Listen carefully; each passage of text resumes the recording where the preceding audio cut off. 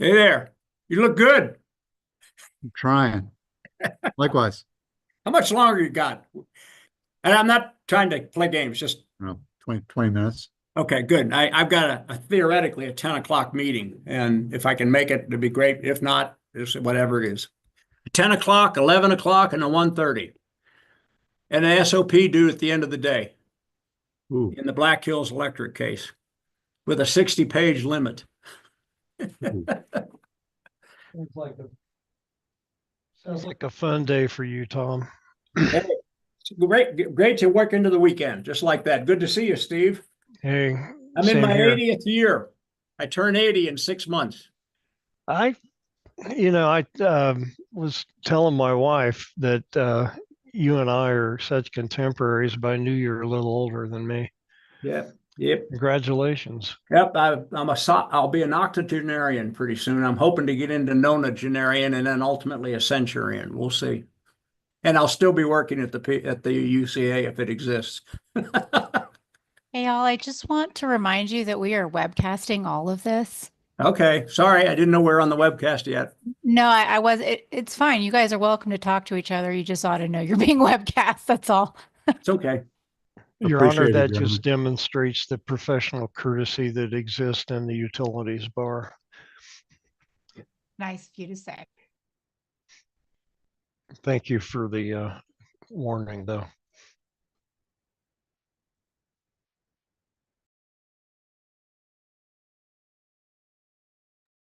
And I would concur with Steve's comment. The Energy Bar is a great bar to be working within, and Agreed. great attorneys and people that work in it.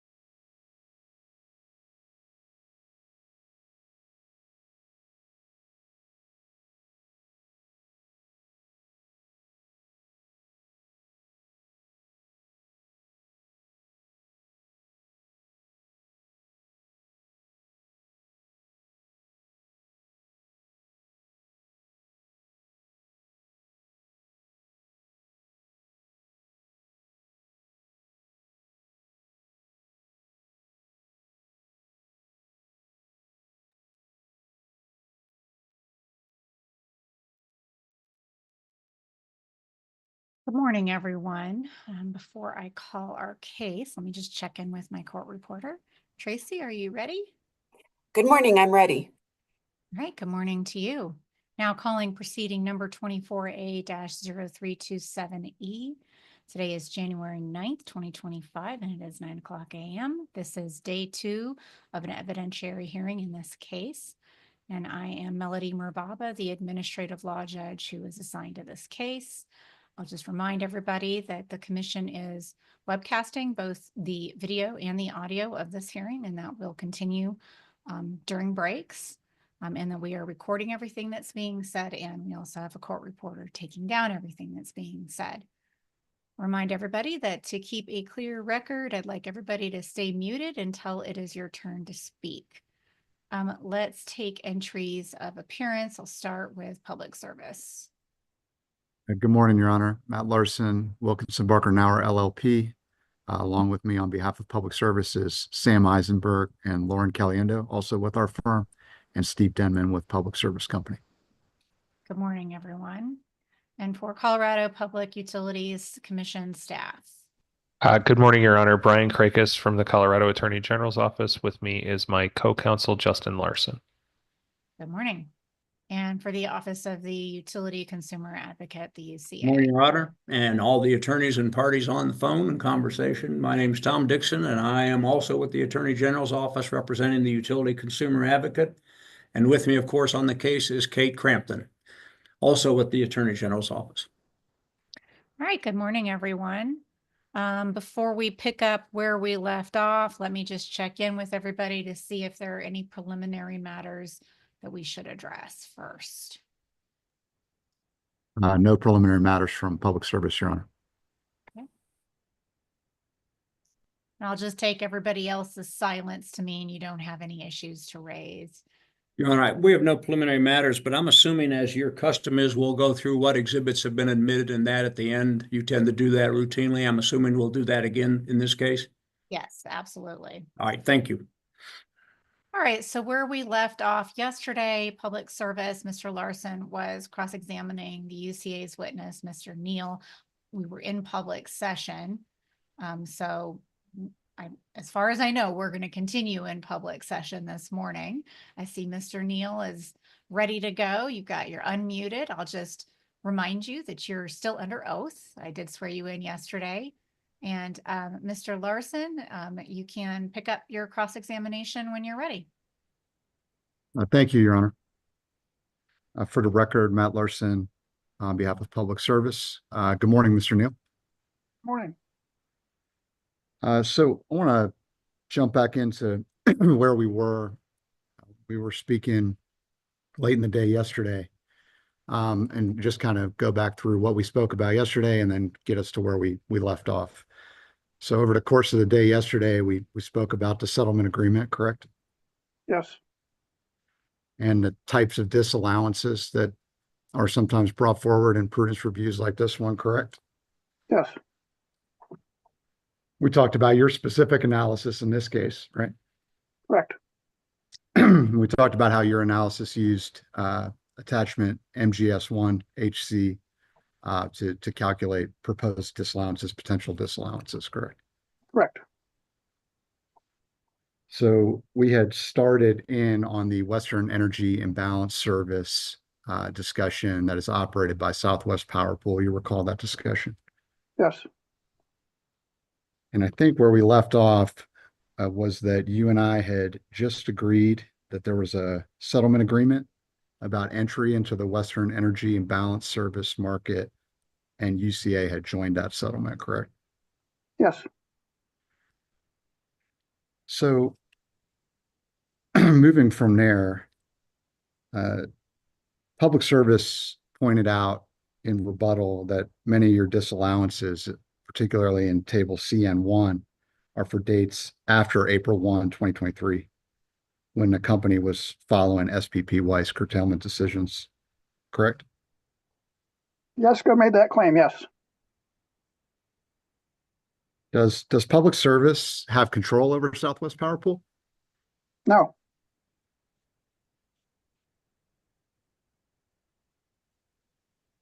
Does the commission have jurisdiction to order Southwest Power Pool to act in a certain way? Objection, Your Honor, calls for a legal conclusion. I apologize, Your Honor. I can rephrase. Are you generally aware that FERC has jurisdiction over the Southwest Power Pool, Mr. New? Yes, But you have not dropped any of the disallowances in table CN1 for dates after April 1, 2023. Isn't that true? that's correct. And when you were asked about this in discovery, you essentially said SPP was also acting imprudently. Isn't that true? Yes,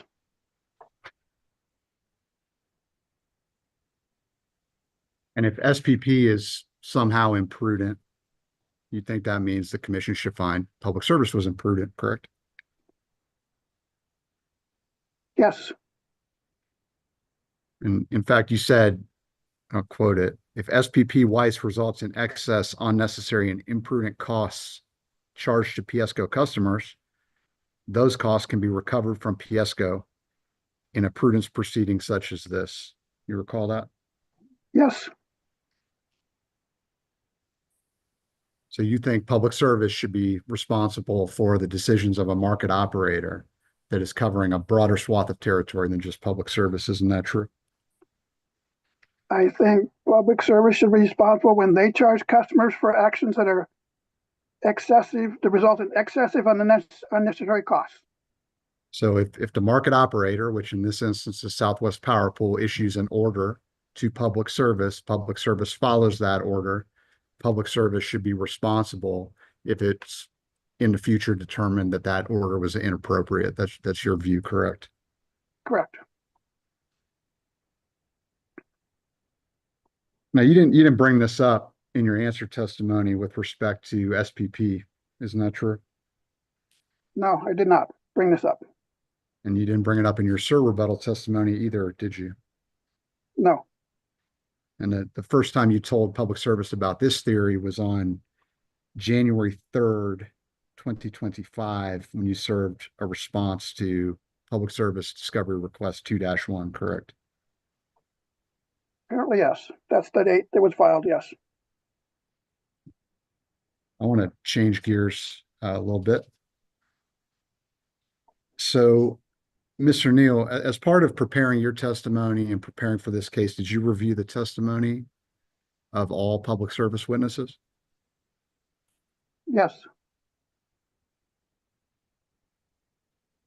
And that includes Mr. Hansen and his direct testimony, which is marked as hearing exhibit 103. That's the Rev 1 to his direct testimony. I briefly reviewed Mr. Hansen. Of course, my review was focused on Mr. Schultz and Ms. McCone. What about Mr. Hansen's attachments? Should you review those? Yes, Did you review them in detail, or what was the scope of that review? it was a fairly quick review because, again, it was not the focus of my analysis.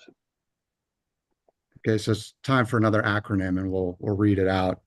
One of Mr. Hansen's attachments, so specifically hearing exhibit 103, attachment HDH1HC, has GADS data, GADS, which stands for Generation Availability Data System, correct?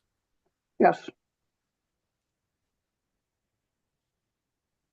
And attachment HDH1-HC includes complete GADS data for the company's own fossil generation assets for 2023. And it also includes the GADS data consistent with the NERC GADS wind data reporting instructions, as well as some equivalent availability factor analyses, correct?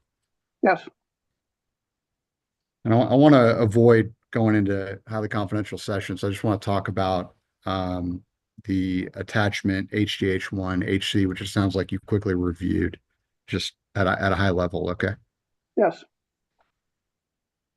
So I'll submit to you that it contains extensively detailed information about events at each unit on the PSCO system, with details about the events, event start times, end times, causes, other information. Do you agree? correct. But most of those were for outages and not things like, units run for testing, stuff like that. Understood, but it does have outage data that gives a picture of the operational environment in a particular year. Isn't that true? True, and I also see the outages on the hourly data that I looked at in MGS1.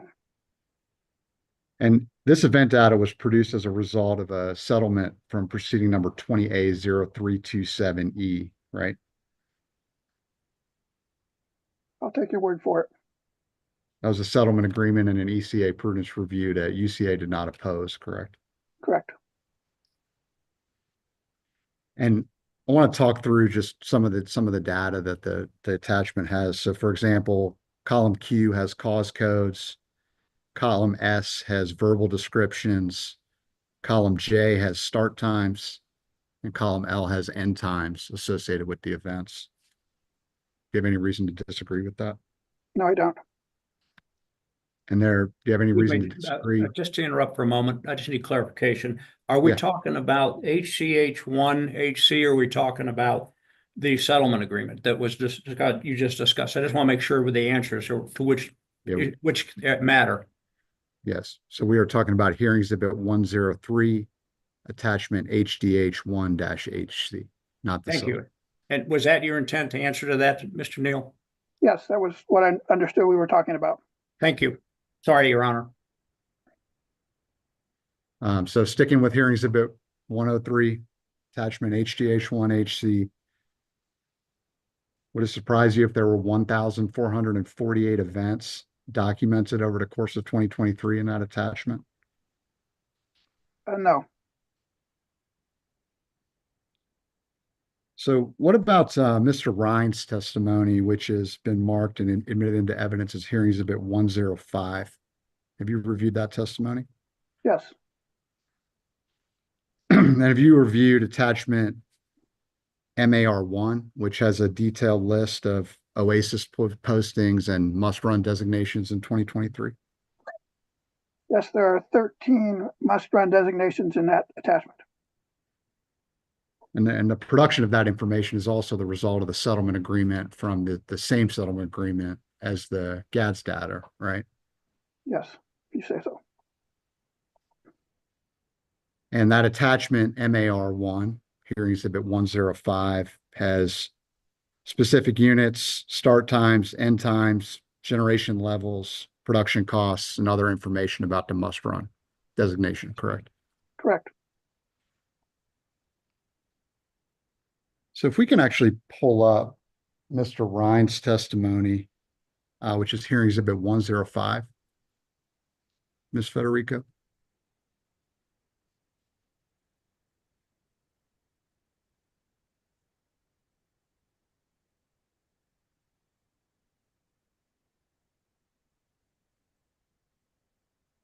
Sorry, it's just taking a minute to open that. That's okay.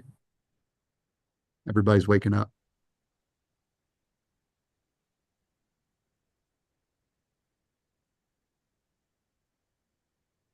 You mean the attachment you. or the testimony? The testimony, sir. Okay. So if we could scroll down to the bottom of page 30.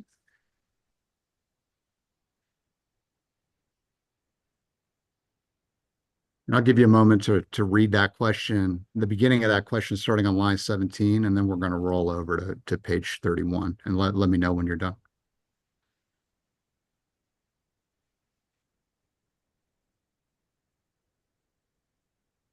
Okay. Oh, you want to keep Yeah, reading? if we could scroll down a little bit, Ms. Federico. And here on this, starting there at line 3 with the answer, Mr. Ryan is describing a must-run designation that occurred between January 25 and 29, 2023, correct? Yes. Yeah, and that overlaps with one of the events in your table CN1, which started on January 2024, ran for approximately 92 hours, and I'll submit to you was the highest disallowance value that you proffered in this case. Do you have any reason to disagree with that? No, I don't. If we could go down a little bit more to page 32, line 20.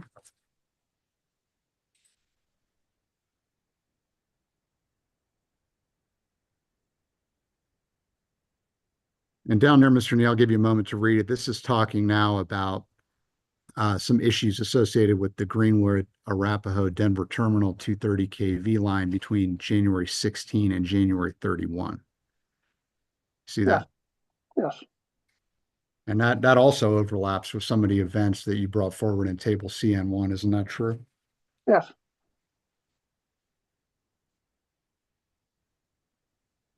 And so we can take this down, Ms. Federico. Why don't we leave it up if we could? Oh, and if you're gonna have some more questions, or just more I questions? don't have any more questions about it. I just have one general question for you, which is, so the events outlined in hearing exhibit 103, attachment HGH1-HC, as well as the must-run designations in attachment MAR1, provide an additional window into the operations for a given year with details of events and designations. Isn't that true? Yes, it provides a little more detail that Piesco could have provided in response to the specific outages that I identified. They did not You'd do agree? that. I'm sorry, I apologize, I stepped on you. You'd agree with me, though, that Public Service provided all that information as part of its direct case here. Isn't that true? Yes, And I think we established yesterday, and again, when we started off this morning, that your analysis in table CN1 and CN2 in its entirety was based solely on attachment MGS1-HC, correct? it was based on a totality of public services direct case. I believe that your testimony, sir, says the hourly data in Piesco's attachment MGS1-HC was used to determine the energy and cost impact. That's your testimony, isn't it? In the 90 instances, I looked at everything they said in their testimony to determine that approach and those numbers. But the 90 instances and all of the disallowances that you've brought forward are all based on attachment MGS1-HC, correct? The numbers were developed from MGS-1-HC. Okay. So I just want to kind of zoom out a little bit to think about this case more holistically and the costs that are flowing through both the ECA and the PCCA. You would agree with me that the ECA and PCCA are both at issue in this case, correct? Yes, that's correct. And I want to focus just on the ECA for purposes of these questions, okay?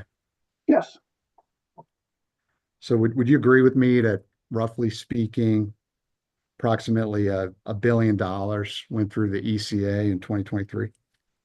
yes, roughly.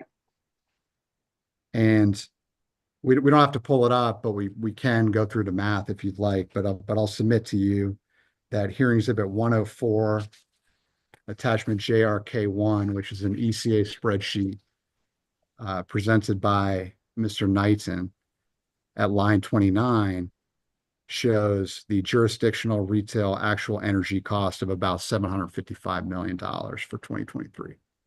Yes, we've discussed that before. And in your answer testimony, you asked for a total of $3.2 million in potential disallowances, correct? Correct. And then in your sir rebuttal testimony, which is hearing exhibit, now it's escaping me, 301, you increased some and decreased some, and you end up with a total of about $2.9 million, correct? Correct. So about $3 million all in, you agree? Yes. So I'd like to pull up a demonstrative to kind of look at, the numbers we just talked about and put them in context. We have marked it, Your Honor, as a hearing exhibit. We don't necessarily intend to move it into evidence, but marked it just in case it ended up being moved. And that is hearing exhibit 113 in Public Services box. Okay, so you'd like to have that pulled up now? Yes, ma'am. Okay. So Mr. Neal, and if we could blow it up just a tiny bit, Ms. Federico, that would be helpful. Thank you. Mr. Neal, you able to see that okay? Yes. So we just spoke about the hearings exhibit 104, JRK1, line 29 value of about $754 million, $755 million. And that's represented by the light blue. Do you see that? Yes, And then taking about, 3.2 million. So we'll take your answer testimony value. That's represented there by the orange reddish sliver there. Do you see that? yes, And I did the math on this, and I did it a few times to make sure I was right, but I believe that the percentage of that is 0.426%. Do you have any reason to disagree with that calculation? no,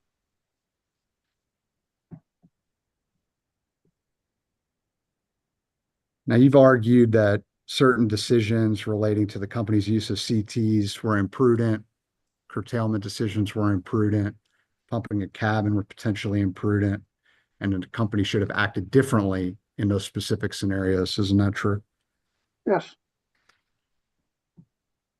And in your view, the company should operate the system differently to eliminate the occurrences that show up in table CN1 and table CN2, correct? correct. So in your view, the company should change the way it operates its system to address the 0.426% of costs that are reflected on this picture, correct? I'm saying when they recognize that they're running CTs and curtailing or pumping, they should not do that. That's not prudent. Right. And in the scenarios that you identified where that was allegedly occurring imprudently, that's represented there by the orange line, right? Correct. Correct. And you want them to operate the system differently to eliminate the issues that are represented there by that orange line, correct? I want them to always operate the system in the most economical manner, given the safety and reliability of the system. But you don't have any testimony in this case about what the company would have to do to reconfigure how it operates the system to meet your target of making sure these coincidences never occur again, correct? Correct. And you didn't provide any testimony in this case about how the changes that you may want to see with respect to the 0.426% would affect the 99.6% of costs reflected by the blue in that graphic. Isn't that true? Correct. Thank you for your time, Mr. Neal. I don't have anything else. Thank you. Mr. Neal, I just have very few questions for you, so this should be relatively painless. I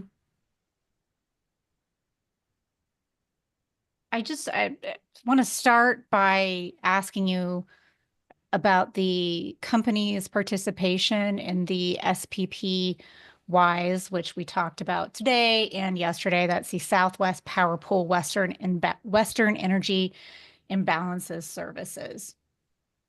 So you're aware the company participates in the SPP WISE, correct? Yes. Yeah. Correct. So in the recommendations that you've made in this case for disallowances, how, if at all, did you factor in the role of the SPP WISE plays in making curtailment decisions for the company? Well, just because Weiss told them to do it doesn't mean it's prudent. PSCO needs to look at that and review and determine if Weiss is telling them to run CTs and curtail renewable generation. That's not a reasonable thing to do. And Mr. Schultz said several times that they do modify the Weiss orders. And this was another situation where where PSCO can modify the Weiss situation. I also want to point out that Weiss is making decisions over the entire system. Mr. Schultz pointed out that dispatchers are sitting there at the PSCO dispatch desk taking into account thousands of points. Weiss's security constrained economic dispatch model run in Arkansas can't take into account all those thousands of things that the dispatchers know about and can consider when determining whether they should follow what Weiss says. That I think they need to modify the Weiss order and not curtail wind and keep running CTs. Also, just because Weiss says it doesn't make it prudent. It's just because PSCO says it doesn't make it prudent or a reasonable thing to do. We review what PSCO did. We review what Weiss did. If Weiss did something that's not reasonable, not prudent, then they should not be allowed to recover those costs from Fiasco customers. Okay, so I think this might be the second time that you've mentioned this. And so I'm just hoping you can help me find this in the record. You mentioned that a Fiasco witness has said or testified that they have modified SPPY's curtailment orders. And I'm kind of struggling to find where that might be in the record. Do you recall, is that in written testimony? Is that in a discovery response? I'll just note there are a ton of discovery responses that the ECA listed that have not been offered or admitted. Do you know where that information is in the record? That's in Mr. Schultz's testimony. They say they modify the SPP dispatch. He said, I think it twice in his direct testimony. Maybe, I don't know if he said it again in his rebuttal testimony. I don't know exactly where it is, but it's in Mr. Schultz's testimony. He even said it yesterday that they modify it for reliability purposes, but he admitted that they modify it. And yesterday when I talked to Ms. Larson, I told him we could pull up Mr. Schultz's testimony at the points where he said they modify the SPP. I did not say they modify it for curtailment, but they do. I said they do modify it. He did not say they modify it for curtailment. He said they modify it. Okay, thanks. And I know that's not your job to point that out, but since you relied on it, I was hoping you could pinpoint it a little bit better for me. I'm sure we'll point it out in the SOP. Thank you. So, and I understand you may not have the answer to this, and it's fine if you just let me know, because you've mentioned that they should be able to do their own they being the company, do its own prudency analysis when they get a curtailment order from SPPYs, and to basically not follow that order if they determine it's not prudent. I'm just wondering whether you have any sense for whether they are under any contractual obligations or obligations by FERC to follow SPPY's orders where reliability is not an issue. And if you don't know, I completely would understand that, but I just thought I'd ask. I know nothing about that in specifics. Okay. So you don't know whether such an action would also generate additional costs for the company that might be passed on to customers? I'm saying they should do this to reduce costs, not increase costs. Right, but if we don't know what the consequences are on the other side of things with SPPYs, we don't know whether SPPYs has financial consequences or FERC has financial consequences based on the tariff that FERC had to approve for failing to follow curtailment orders for reasons other than reliability. That's what I'm trying to figure out. Does that make sense? Yes, and I don't know that. Okay, all right, fair enough. I'd like to pull up the public version of hearing exhibit 301 and go to page 8. This is just a minor sort of housekeeping thing I'm hoping you can address for me. Let's just go to page 8 and let's have lines 15 to 17 visible on the page. Okay, so in the public version of this is your Sir rebuttal testimony, and also in the highly confidential version, I noticed that we have some changes that are made in red line. And I'm just confused as to why that would be the case, given this was the first version of this testimony that had been filed. Can you clarify why there are red lines in here and how I should interpret that? I think we were trying to be more careful about what was confidential and highly confidential. So I tried to explain that, and we just seem to have taken that out so that we could put them in the public version. So is the red line, are you saying that the redlined language is confidential? Then if it is, why wouldn't it be redacted? No, it's been taken out. It was to clarify what was highly confidential or not confidential, I think.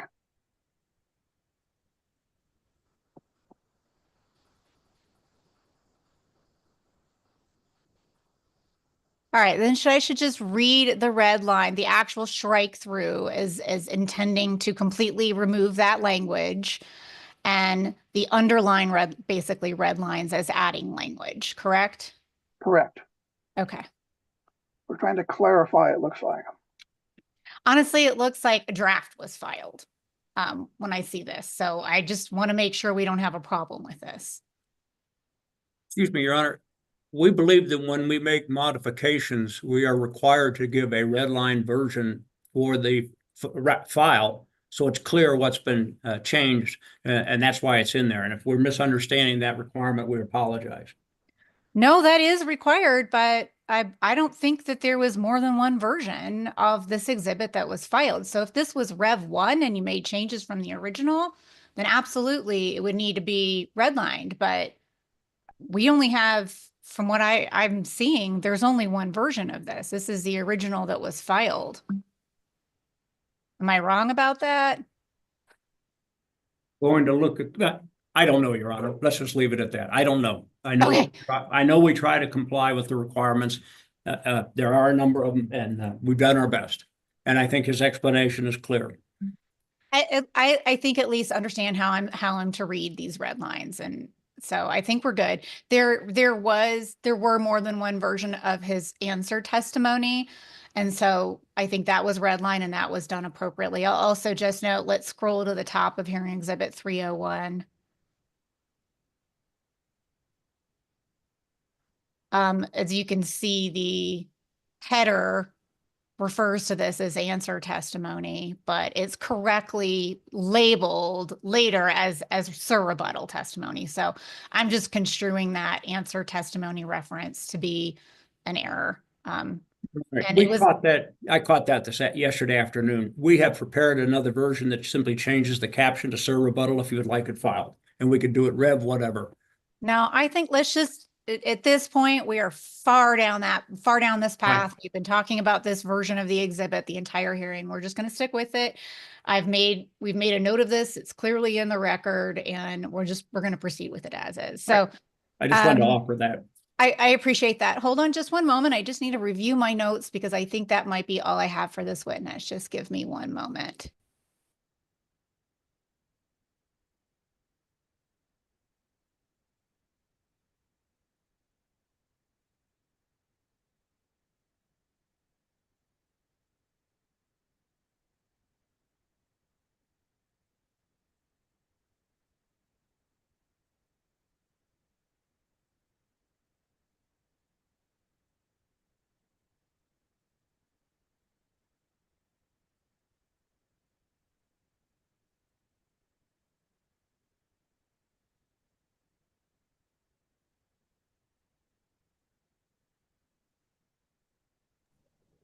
Oh. All right, those are all the questions that I had for you, Mr. Neal. Mr. Dixon, I assume you want to do some redirect. We're at 9:33. We can go until 10:30 if you need that time for your redirect, but we will definitely want to break around then if we're not done. I expect we'll be very short, and we'll complete this case from my perspective as redirect within minutes. So I don't foresee we'll get to the end. I had one question till today, so I may have a couple more. Mr. Neal, you were asked by Mr. Larson to discuss hearing exhibit 105 at lines 30 and 17 to page 31. Could we pull that up again, which you had requested it be returned to stay up, and we took it down? Could we pull that up, Casey? Hearing exhibit 105, and that's Mr. Ryan's direct testimony. And could we go to page 30? Bottom of page 30, which was where Mr. Larson was directing him, and show that, and then continue on down on page 31, just so Mr. Neal can look at the areas we were discussing.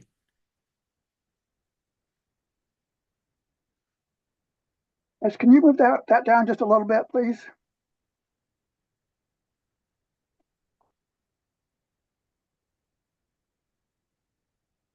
And keep going.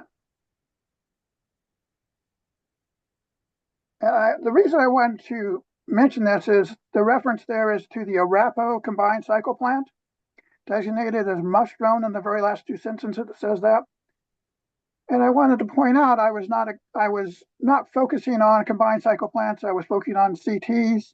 So I did not consider the must run of this Arapahoe CC in my analysis.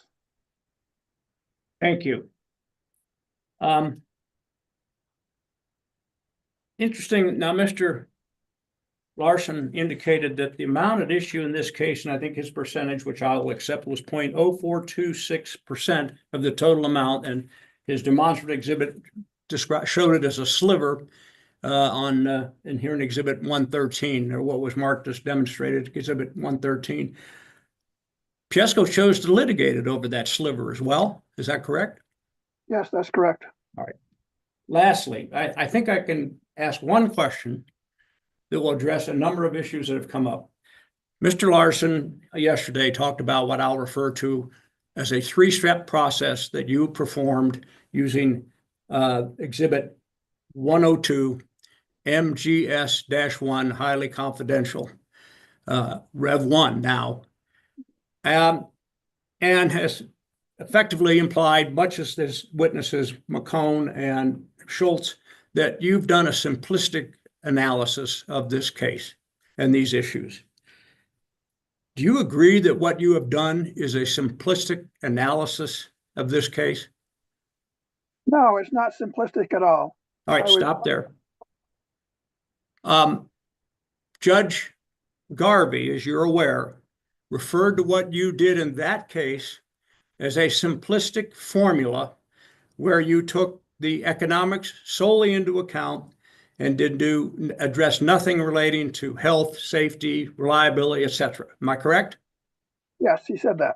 Okay. Now, I would like you to provide to Judge Mirbaba how your analysis here is any different from what you did in 2018, if that is the case, and was it in that regard addressed whether it was a simplistic analysis? Your Honor, I'm going to object to the question as going beyond the scope of my cross-examination. I didn't ask about Judge Garvey's order. I did not ask about any of that. I didn't even call his analysis simplistic. I asked simply what the steps were, and I think this is going beyond the scope of that. Any response? Well, at the end, he talked about all these instances where Mr. Neal didn't take into account these areas. He also brought up at the end that the analysis was based solely, and that's his words, solely on attachment 102 MGS-1HC. And I believe that's not the case. I believe that his testimony and responses, that is Mr. Neal's testimony, showed he took into account the direct evidence, attachments that were filed. And all I'm asking him to do is explain what he took into account in doing his analysis. And the only reason I bring up Judge Garvey, I agree it was not brought up, but Judge Garvey used this terminology, and I was asking him to explain how his analysis here is different. I'm going to sustain the objection. That is outside the scope of the cross-examination. And I also just want to note, this is a rare case where you had Sir rebuttal, and you know, it was well known at that point that his analysis had been characterized in this way. And so there have definitely been opportunities to present that evidence already. Well, we can address it in the SOP as well. Thank you, I Your think Honor. you can argue it because the evidence is all there. And Your Honor, with respect to your request on the SPP Weiss, if we can get that to you later today, just give you the sites. I hate to waste pages in my SOP if I can do that. And so we will try and provide that, if it's possible, to you and to the company. Is that acceptable? You mean citation? Yeah, to just where the in citations record? you asked for. Yeah, whether it be in direct testimony and or we have ordered a transcript, and I obviously won't have that yet, but we can certainly check in the direct testimony that you made reference to. No, just include it in your SOPs. Okay. Okay. And as I've indicated, we have ordered a transcript of this case. So I assumed as much. Yeah. Are you done with your redirect? I am. Thank you. Okay. Thank you, Mr. Neal. Appreciate your testimony. You are excused. Let me turn to public service. Do you have any evidence to present in rebuttal? I mean, we somewhat addressed that already at the start of the hearing through the added time, but just in an abundance of caution, I am going to throw it out there. Thank you, Your Honor. And given what we did with Mr. Schultz with respect to the live direct, which we appreciate, we do not have any additional rebuttal evidence. Okay, thank you. I will go over exhibits in a moment here, but let me see. I had a couple of other things. All right, so to start with, I'll remind everybody right now, we've got the deadline of January 21st for SOPs. I would like to encourage the parties in their SOPs to address your position on how the presumption of prudence and all the related burdens of proof should be applied in this case. That may have been obvious, that may be obvious, but I'm going to just point it out because I always find that helpful. And then I also want to encourage you all, I don't think I have really hidden that I am thinking about some reporting requirements. And so I would like to hear from the parties, their positions as to potential data reporting as a part of ECA filings on the type of decisions and events that the ECA has disputed, whether that would be appropriate, whether that would be feasible, and if so, what that should look like. Okay, and now let's turn to exhibits. So the way I did this when we started the hearing was to sort of save some time and talk about what we were admitting that is on our exhibit spreadsheet that we have been using in this case. So we did have a PDF version of that document. Might just help to get that on the screen so everybody knows what we're talking about. That document has been marked as hearing exhibit 500. And since I am relying on it as part of our record in identifying what's admitted and what's not admitted, I do want to get this into our record and admit this as hearing exhibit 500. Does anybody have any issues with that?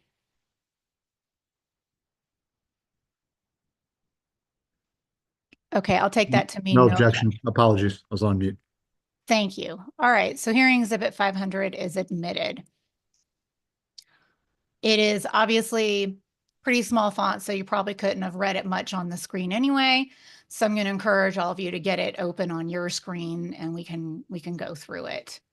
Actually, Your Honor, that was what I was saying. Unfortunately, I was on mute. I was trying to open it up to take a look. I approved it earlier, obviously, and I think the only issues were exhibits 302 through 322 and CN6, which we took care of, HC. Again, I couldn't see on the exhibit list those were there because I don't think they were there in the first place. Am I correct? Other than our 302 to 322. You know, I think it's maybe not quite as straightforward as what you've described. So let me go through what I've got, and then we can go back to whatever questions that you might have. All right, and obviously Ms. Crampton will also weigh in if I miss something. Sure. So the way that we did it at the beginning of the hearing was for me to basically identify what on the list is not being admitted, because that was a little bit easier than going through everything that is being admitted. And I can do that again, but if you all would prefer that I go through everything that is being admitted, that's also fine by me. In fact, let's just go ahead and do that. So we have admitted hearing exhibits 100 through 102, hearing exhibit 107 and attachments there too. And I'll also say all the attachments to 101 as well. We have admitted hearing exhibit 111. We have admitted hearing exhibit 102, Rev 2, and all attachments there too. We've admitted hearing exhibit 108. Admitted hearing exhibit 103 and all attachments there too. Hearing exhibit 109 and attachments there too. Hearing exhibit 104 and attachments there too. 105 and attachments there too. 106 and attachments there too.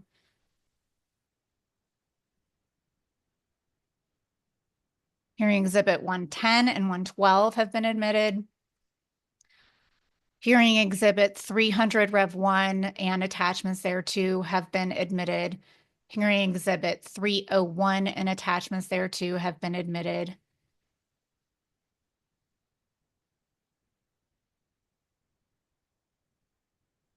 However, Hearing Exhibit 301, attachment CN6 and CN6HC is listed on the spreadsheet. That version was not admitted. We admitted the version that was introduced via box.com. And that will be added to the record in the case so that it's clear which one was admitted.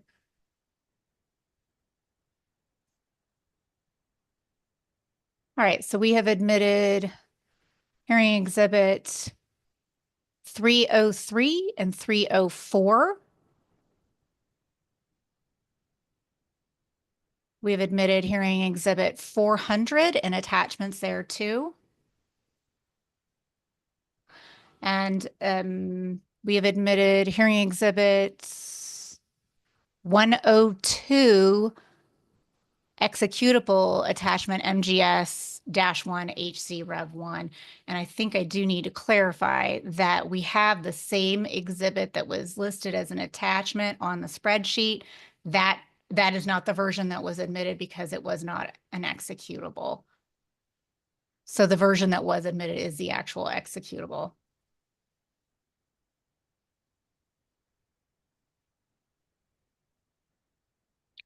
Okay, so that's what I have for the admitted exhibits. Have I missed anything, Mr. Larson?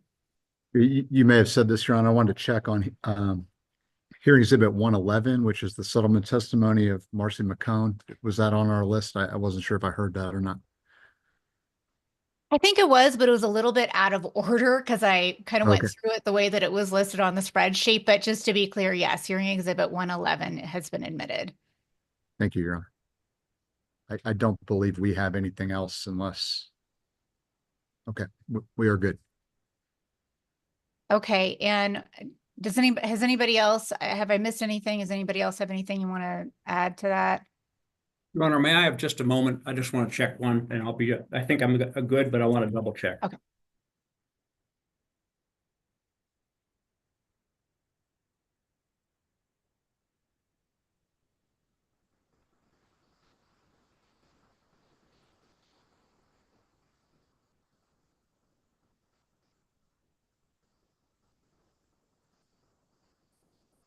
Subject to Kate Crampton telling me otherwise, I believe your recitation is accurate from my understanding. Ms. Crampton, what do you think? I think I share an understanding with everyone, including Mr. Dixon, but just I know the court mentioned the box.com exhibit 301CN-6 that was admitted yesterday. And then my understanding from the discussion about Hearing Exhibit 500 as well as the discussion yesterday is that the other CN attachments for Hearing Exhibit 301, for example, CN-5, CN-7, that those are admitted, that was addressed yesterday, but I don't know if the court said anything to those exhibits here today. So that's the only lingering issue I would raise, but no other issues.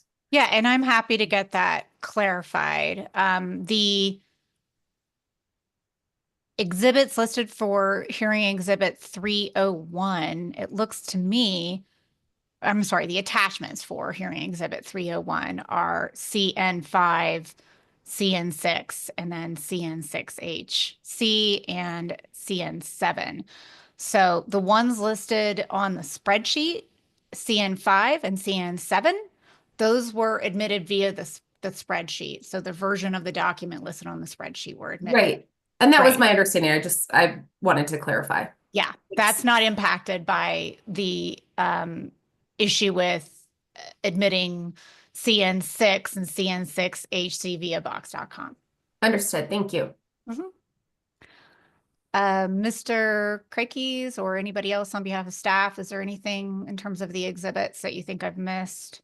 No, I think staff's testimony was admitted yesterday, and I believe you mentioned it here today. So that's all we have. Thank you.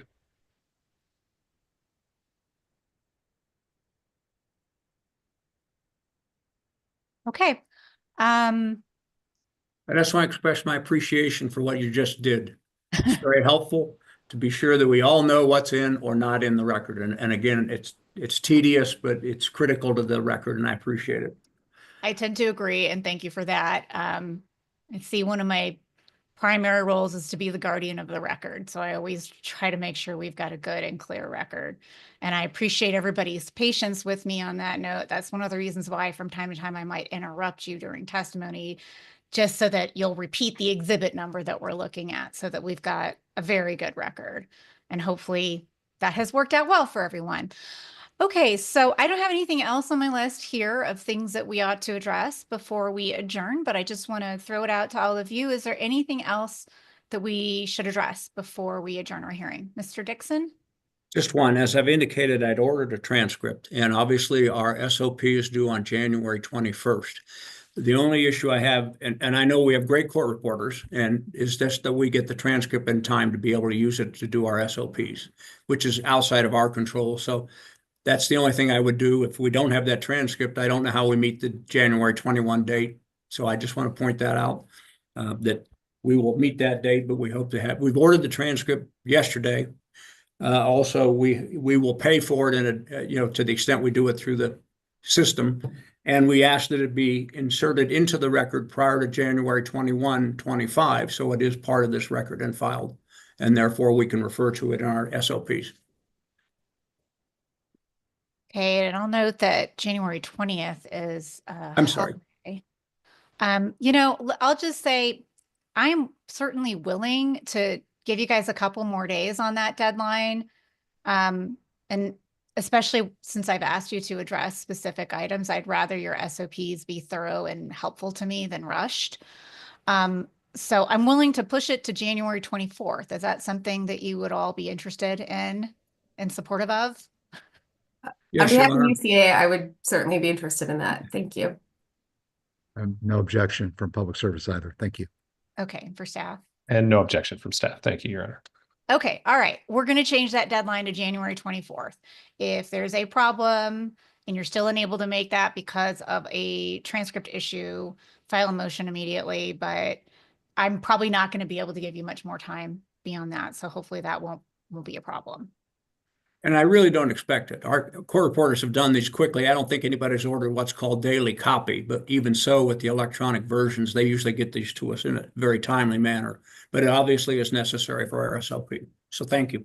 And thank you to our court reporters. Yes. And our court reporter is listening to this, so she's well aware then of what's going on here. All right. So I think that covers everything. I want to thank you all for your presentations and all of your hard work in this case. I look forward to reading your SOPs, and I will issue a written recommended decision in due course after SOPs have been filed.